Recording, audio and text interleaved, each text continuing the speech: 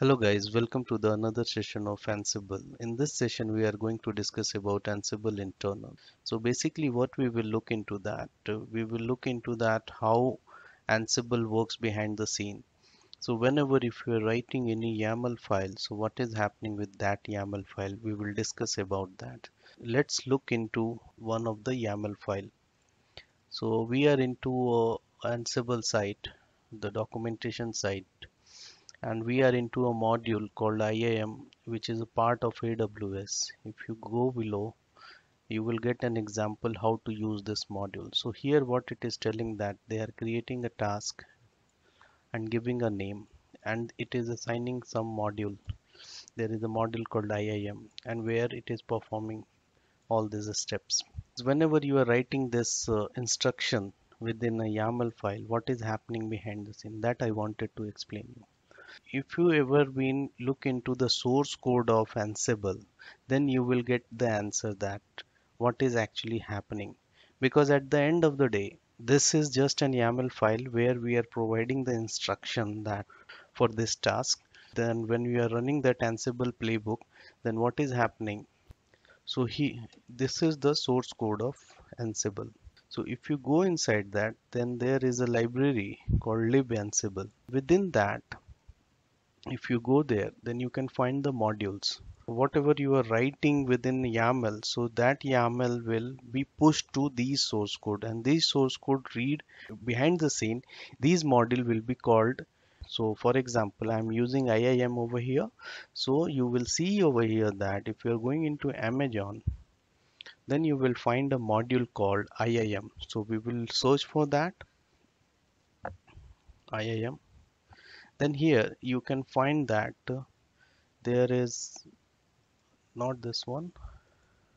So here it is. So this is the source file which actually providing the capability in that modules, whatever module. So we will go into that and we will look into that what is the source code which is running behind when we are passing those instruction.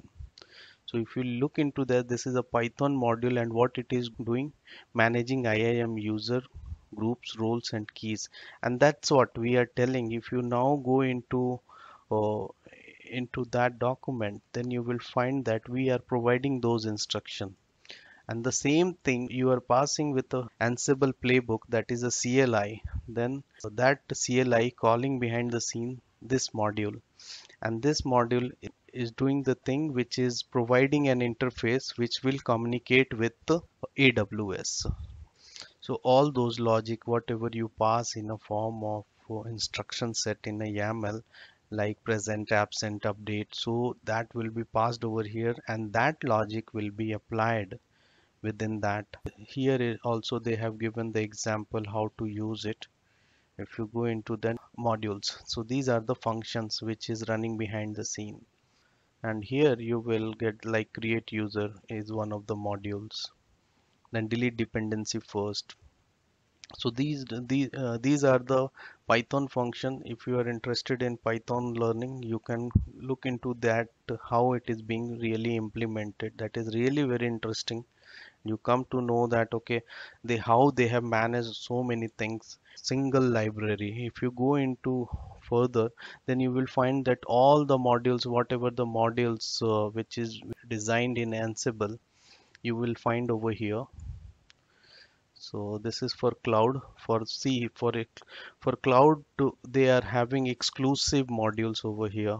If you look into that, for example, their Ali Cloud, Amazon, Atomic. So with the help of this, you come to know that how many number of vendors in the cloud domain. So it is a good place to check that. So far, I believe like they have covered almost all the clouds, and it is really very interesting. What with my experience, whenever I want to learn any new thing, what I do, I can come over here, look into that. What are the things available within the Ansible, so I can go into that module and look into that what are the component existing within that.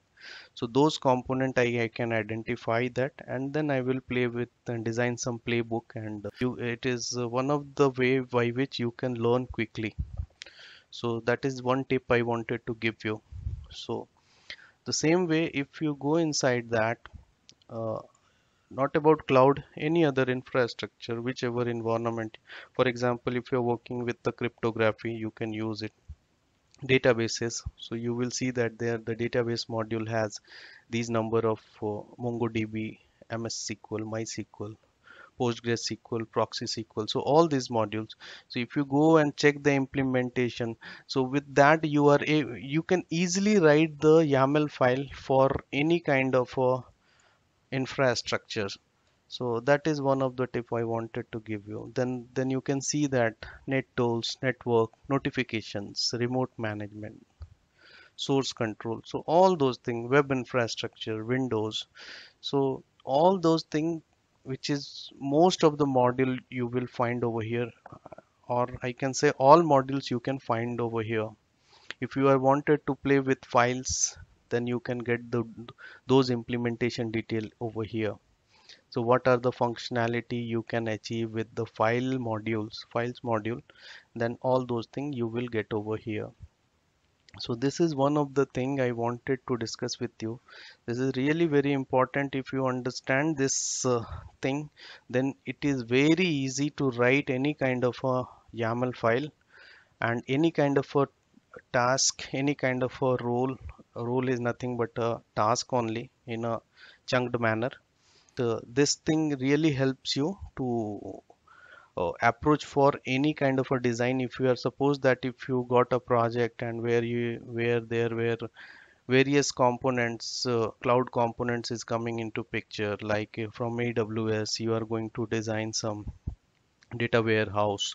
So how do you design it with Ansible so that it will your infrastructure will get enabled. Suppose that if you want to design some SageMaker environment with AWS thing, so how do you can approach it? Or you want to design some VPC, so virtual private cloud, which is being running into AWS.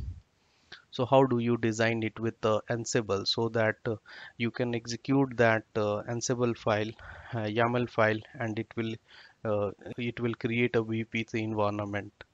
So all those things you can easily create with Ansible. And to know about those details, you can come over here, check the modules. You come to know that okay, what are the tasks you can perform with that module. So this is really helpful.